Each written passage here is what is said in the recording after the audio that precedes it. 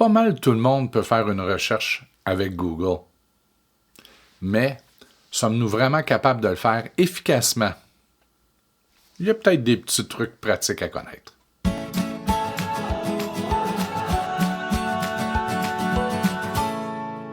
Nous faisons des recherches à l'aide de Google ou de Bing depuis des années. En réalité, on en trouve tellement des choses que c'est difficile de filtrer. On fait une recherche bien simple et on obtient 5 millions de résultats.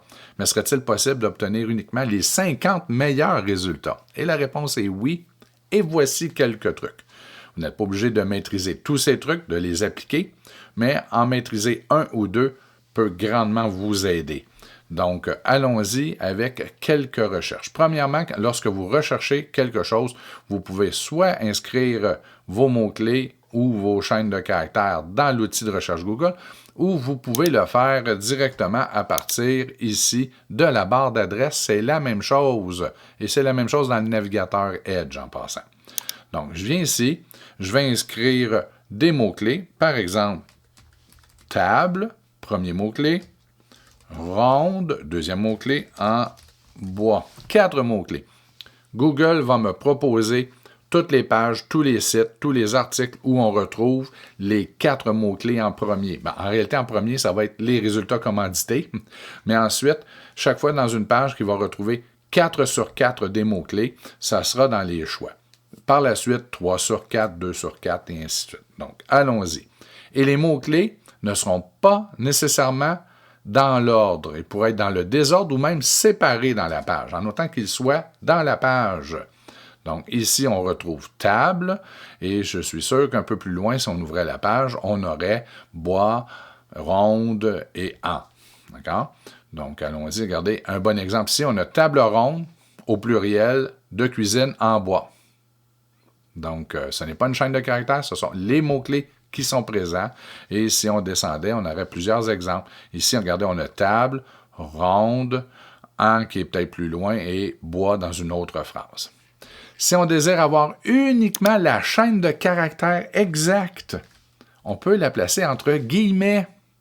Et là, on va exiger que uniquement les pages où on retrouve table ronde en bois, écrit exactement de cette façon-là, là, on ne tient pas compte des majuscules, minuscules, alors ce seront les résultats exigés pour la recherche. Là, on vient peut-être passer de 5 millions à 100 000. Donc, maintenant, si on vient ici, on va voir, on a retrouvé table ronde en bois. Donc, la recherche précise, la chaîne de caractères précise, et on exclut même les sites où table ronde est au pluriel. Donc, ça peut être très pratique, les guillemets, mais attention, on pourrait se priver de résultats uniquement pour une raison d'accord ou de conjugaison là, qui ne serait pas tenu, d'où on ne tiendrait pas compte. D'accord? Pardon. Donc, les guillemets, très pratiques pour filtrer les recherches. Ensuite, on peut utiliser des opérateurs.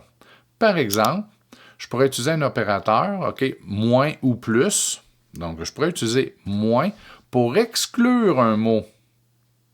Je pourrais exclure, par exemple, Amazon. Et là, on va me proposer des tables rondes en bois, des pages où on retrouve les 4 mots-clés, mais où on ne retrouve pas Amazon. Je pourrais demander aussi d'exclure, par exemple, IKEA. Donc, je pourrais ajouter un deuxième moins et ajouter IKEA. Et là, on va voir que dans les résultats de recherche, il n'y aura plus IKEA. On pourrait, dans le même ordre d'idées, ajouter un plus, où là, on exige. Donc, je pourrais, par exemple, ajouter Kijiji. Et là, on va me fournir uniquement les résultats où, obligatoirement, il y a Kijiji et préférablement les 4 mots-clés ou 3 des 4 mots-clés. Puis, regardez, on a uniquement Kijiji. Donc, c'est pas obligé d'être un site web. Ça pourrait être un mot-clé aussi. Par exemple, noyer. Donc, je voudrais avoir uniquement les pages qui, obligatoirement, ont le mot noyer et préférablement les 4 autres, pardon. Donc, et voilà, on a beaucoup moins de recherches. Vous pouvez voir. Il en reste quand même probablement des milliers. Mais le plus, le moins, c'est vraiment efficace. Il y a des mots-clés. Donc, on a vu que les opérateurs, ça fonctionne vraiment bien. Il y a aussi des mots-clés. En anglais, ce sont les and et or. Mais si votre navigateur est en langue française, alors toutes les chances sont de votre côté que vous puissiez utiliser et ou. Vous avez remarqué, je les ai inscrits en majuscules et c'est obligatoire. Donc, je pourrais faire la même chose, inscrire noyer.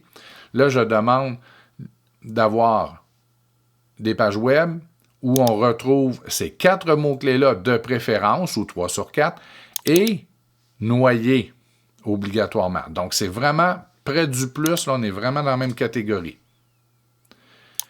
Ou, je pourrais utiliser le fameux ou, et là, ça ne fait pas la même chose que le moins. Hein. Le moins, c'est une exigence d'exclusion, tandis que le ou, c'est qu'on donne un choix.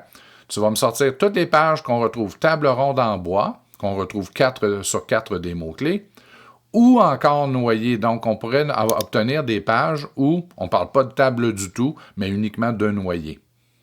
Donc, bien comprendre la différence entre plus, moins et ou, mais vous pouvez les utiliser, les mots, si vous utilisez les mots-clés en majuscules, c'est obligatoire. Si on fait une nouvelle recherche, par exemple, j'inscris guide pédagogique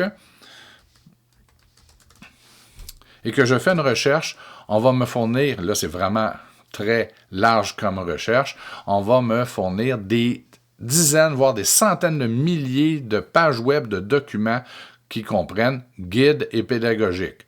Je pourrais être un peu plus précis en ajoutant des guillemets. Donc là, on exclurait les pages où il y a uniquement guide ou les pages où il y a uniquement le mot pédagogique. Donc, vous pouvez voir, j'ai des pages, des articles, des fois des PDF, et on va en avoir des dizaines, des centaines de milliers. Mais si ce que vous cherchez, c'est vraiment, un PDF, alors vous pouvez utiliser un mot-clé. File type, PDF, ou ça pourrait être docx, ppt. Mais regardez bien, là, en ce moment, je dis, je veux absolument avoir les mots guide pédagogique dans le bon ordre, écrit comme cela, et je veux avoir uniquement comme résultat de recherche les documents PDF qui sont présents sur le web. Et là, vous allez voir que 100% des documents qu'on vous présente sont des PDF. Vous ne vous rappelez pas du terme exact. Donc, vous dites c'est un guide pédagogique, puis j'ai oublié le nom. Mais vous pouvez ajouter étoile. Donc, le moteur de recherche va rechercher pour tout ce qui inclut guide, pédagogique et quelque chose d'autre, uniquement de format PDF. Et voilà, guide pédagogique. Étant donné qu'il n'était pas entre guillemets, il peut être accordé. Et là, de l'étoile argent. Guide pédagogique de l'étoile d'or. Guide pédagogique et professionnel. Donc, on y va dans ce sens-là. Étoile, quand vous n'êtes plus certain des mots exacts qui ont été utilisés dans la déclaration. Donc, c'est une façon de fonctionner. Dans la barre de recherche, vous pouvez aussi utiliser l'appareil photo, surtout si vous utilisez votre mobile. Vous recherchez, exemple, des lunettes ou une plume. Bien, vous pouvez la prendre en photo, ce que j'ai déjà fait. Et je vais fournir la photographie que j'ai pris de ma plume et regarder les résultats de recherche qu'on me donne. Donc, l'appareil photo est très pratique pour appliquer un filtre. C'est efficace, on va se dire ça comme ça. Vous pourriez aussi faire des commandes vocales, donc utiliser le microphone pour faire votre recherche. C'est possible de le faire. Donc, on a vu quand même plusieurs outils et je termine avec la recherche sur Google Images. Donc, si vous cherchez des images, on a le Google facile, le réflexe d'aller à Google, qui n'est pas nécessairement mauvais, mais attention, parce que ce n'est pas parce que vous retrouvez une image, une illustration et dessin sur Google que vous avez le droit de l'utiliser. Donc, si je fais une recherche pour soleil, on va m'arriver avec 10 millions de résultats. Là, vous avez des soleils gros comme ça, des soleils que vous avez le droit de réutiliser et d'autres non. Alors, comment fait-on pour filtrer? C'est avec le menu « Outils ». Bien, premièrement, moi, je vais avoir uniquement les photographies de soleil en haute résolution. Donc, je vais choisir « Outils »,« Taille » et je vais choisir « Grande ». Donc, on va exclure les vignettes. On vient de passer de 10 millions à 700 000 choix, exemple.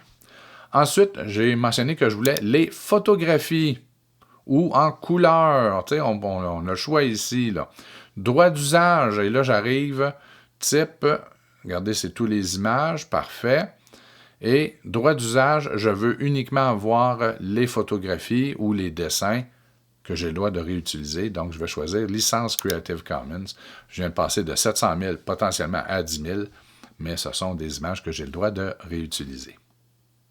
Donc là, je pourrais ouvrir cette image-là ou celle-ci et pouvoir la réutiliser. En réalité, si vous êtes à la recherche d'images que vous avez le droit d'utiliser, pourquoi ne pas vous rendre directement sur un site tel Pixabay? Là, je suis ici dans la médiathèque de Samar. Si je vais sur Pixabay, on va vous fournir des millions d'images. Et ici, vous faites votre recherche pour soleil dans Images. Hein, vous avez les mêmes critères de sélection ici, type de contenu.